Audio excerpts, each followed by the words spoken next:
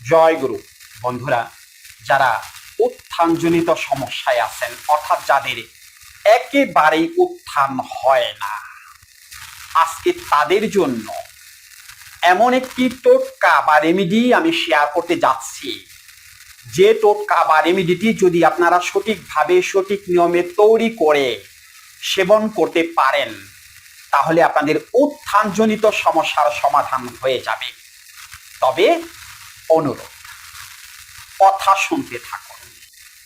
হুট করেই এখন ভিডিও স্কিপ করে যেখানে টোটকার কথাটা বলেছি বা ওষুধের কথাটা বলেছি, সেই ওষুধ খেয়ে দিয়ে বসে থাকবেন আর ইরেকশন হয়ে যাবে বা উত্থান হয়ে যাবে, তা না। কিন্তু আগে সমস্যাটা কোথায় সেটা জানতে হবে, তারপরে ওই ওষুধ খেলে 100% কাজে লেগে যাবে। উত্থানজনিত সমস্যা বা ইরেকটাইল ডিসফাংশন কেন হয়, কারণটা কি?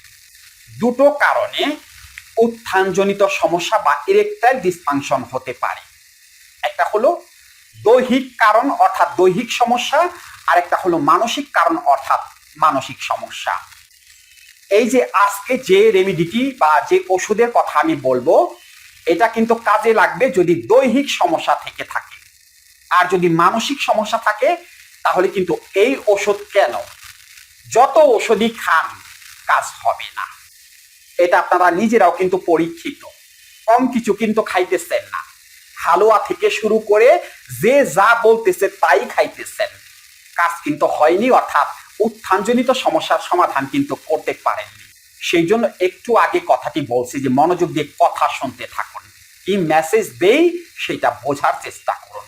দৈহিক সমস্যা কিংবা দেহের কোন সমস্যার কারণে উত্থানজনিত সমস্যা হতে পারে? যাদের গোপন অঙ্গে ব্লাড সার্কুলেশন ঠিক মতো হতে পারে না, অর্থাৎ ঠিক মতো রক্ত চলাচল করতে পারে না, তাদের উত্থানজনিত সমস্যা হবে।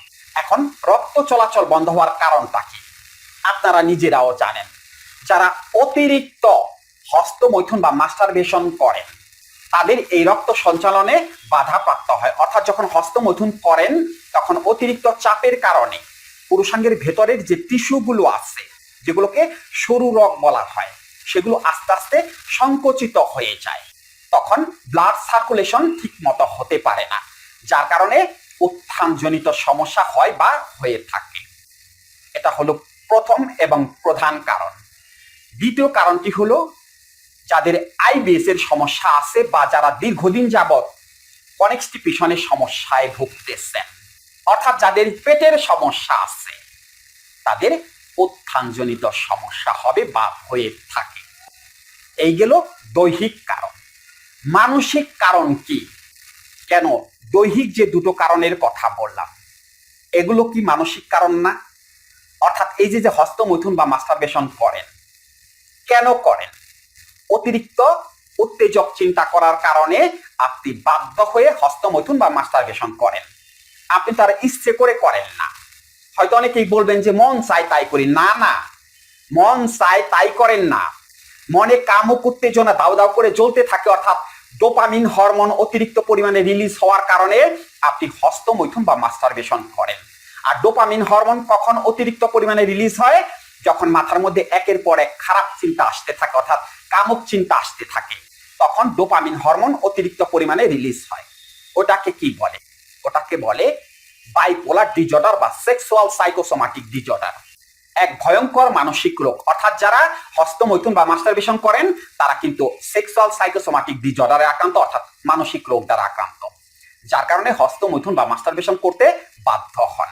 ফলস্বরূপ ওই যে উত্থানজনিত সমস্যা অর্থাৎ ইরেকটাইল ডিসফাংশন হয়ে যায়। দ্বিতীয় যে কারণটি আসছে, অর্থাৎ দৈহিক যে দ্বিতীয় কারণটির কথা বললাম, আইবিএস, পেটের সমস্যা কেন হয়?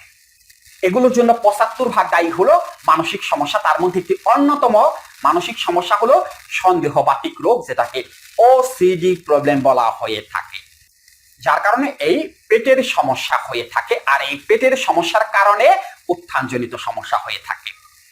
এবার আসি মানসিক আরো বেশ কিছু কারণ, যেগুলো আপনারা নিজেরা বুঝতে পারেন না বা ধরতে পারেন না, যে লক্ষণগুলো আপনাদের মধ্যে আছে। আপনার স্ত্রীর পোশাক আশাক এগুলো আপনার পছন্দ না, অর্থাৎ সে যা করে এগুলো আপনি পছন্দ করেন না। আপনি একটু ভদ্র টাইপের, যেটাকে অতিমাত্রায় ভদ্র বলা হয়ে থাকে, মানে কনজারভেটিভ। যার কারণে সহবাসে যাওয়ার পরে ওই স্ত্রীর প্রতি বা আপনার সহধর্মিনীর প্রতি আপনার ওই রকম মনের আকর্ষণ তৈরি হইতেছে না। ওই যে মনের মধ্যে একটা ক্ষোভ রয়ে গেছে, যার কারণে আপনার ইরেকশন হচ্ছে না, অর্থাৎ উত্থান হচ্ছে না।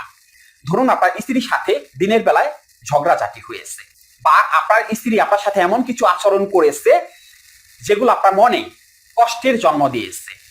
আপনি ওই রাত্রে সহবাসে গেছেন, ওই রাত্রে কিন্তু কোনো কিছু হবে না। কারণ কি, ওই যে মনের মধ্যে রাগ ক্ষোভ জমা হয়ে আছে, যার কারণে আপনার স্ত্রীর প্রতি কোনো আগ্রহ বা অ্যাট্রাকশন তৈরি হচ্ছে না। আকর্ষণ না থাকলে কি ইরেকশন হবে, অর্থাৎ উত্থান হবে? হবে না। এটাও মানসিক কারণ। আপনার স্ত্রীকে নিয়ে আপনার একটু সন্দেহ আছে, সে কোনো পরক্রিয়া করে না তো, কারোর সাথে কোনো সম্পর্ক নেই তো, দিনের বেলায় দেখলাম অমুক ছেলের সাথে হেসে হেসে কথা বলতেছে। এই যে যে বিষয়গুলো আছে, এই বিষয়গুলো আপনার মধ্যে সন্দেহের সৃষ্টি করতেছে। এই সন্দেহটাই যখন আপনি সহবাসে গিয়েছেন তখন আপনার মনে পড়ে গেছে, বা ওই যে মনের মধ্যে সন্দেহটা রয়ে গেছে, যার কারণে আপনার স্ত্রীর প্রতি আপনার আকর্ষণ তৈরি হইতেছে না। আপনি যতই চেষ্টা করতেছেন উত্থান হচ্ছে না বা হওয়ার কথা না। এক রোগী আমাকে এমন একটা গোপন কথা বলেছিল, যেটা আমি ওইরকম ভাবে প্রকাশ করতে পারবো না, কিন্তু ইঙ্গিতে আপনাদের মেসেজটা দিয়ে দিতেছি। সহবাসে গেলেন, আপনার স্ত্রী আপনাকে আলিঙ্গন করতেছে, ওই সময় আপনার স্ত্রীর শরীর থেকে বা মুখ থেকে বাজে একটা ফ্লেভার আসলো, যেটা আপনি একেবারেই সহ্য করতে পারতেছেন না। তখন কি হবে? প্রথম ইরেকশন হয়েছিল, অর্থাৎ উত্থান হয়েছিল, এই জিনিসটা হওয়ার সাথে সাথে আস্তে করে ছোট হয়ে ভেতরের দিকে ঢুকে গেছে, অর্থাৎ আকর্ষণ কমে গেছে। এগুলো কি আপনার স্ত্রীকে আপনি বলতে পারবেন? পারবেন না। আপনি নিজে ঢুকে ঢুকে মরতেছেন, অর্থাৎ এই সন্দেহের বিষয়ে আপনি জ্বলে পড়ে ছারখার হয়ে যাচ্ছেন। সমস্যাটা বা প্রভাবটা কোথায় পড়তেছে? ওই যে কাম উত্তেজনায়, অর্থাৎ ইরেকশনে সমস্যা হইতেছে। আপনার স্ত্রী একটু বেশি রকম অ্যাডভান্স লেভেলের, অর্থাৎ সে দুষ্টামি ফাজলামি করতে পছন্দ করে, সবসময় হাসি খুশি থাকতে পছন্দ করে, বা এমন কিছু কথা বলে যেটা আপনি মেনে নিতে পারেন না, কারণ আপনি ওই যে অতিরিক্ত ভদ্র কনজারভেটিভ, ওই বিষয়গুলো আপনার খুব লাগে, যার কারণে আপনার স্ত্রীর প্রতি আপনার আকর্ষণ কমে যাচ্ছে বা কমে যায়। এই অবস্থায় সহবাসে গেলে ইরেকশন হবে বা উত্থান হবে? হওয়ার কি কথা? না, হওয়ার কথা না। আপনি আপনার ব্যবসা বাণিজ্য নিয়ে খুব বেশি ঝামেলার মধ্যে আছেন, বা আপনি চাকরি করেন, সেখানে বেশ কিছু ঝামেলা হচ্ছে, বা আপনি ফিনান্সিয়াল প্রবলেমে আছেন, আপনার মধ্যে বেশ কিছু দুশ্চিন্তা কাজ করতেছে। এই অবস্থায় যদি আপনি সহবাসে যান, আপনার পাশে যদি আপনার সুন্দরী স্ত্রী, ধরুন আপনার স্ত্রী বিশ্ব সুন্দরী, সে আপনার পাশে শুয়ে আছে, তার প্রতি কি কোনো আকর্ষণ বা আগ্রহ তৈরি হবে? হবে না। তাহলে সমস্যাটা কোথায়? সমস্যাটা ওই যে আপনি দুশ্চিন্তায় আক্রান্ত, অত্যাধিক পরিমাণে মানসিক চাপে আছেন, যার কারণে আপনার ওই দিকে কোনো খেয়াল নেই, অর্থাৎ ওই দিকে কোনো আকর্ষণ নেই। এই অবস্থায় ইরেকশন হওয়ার কথা না। আপনার স্ত্রী খুব বেশি কামক টাইপের, মানে তার উত্তেজনা অনেক বেশি।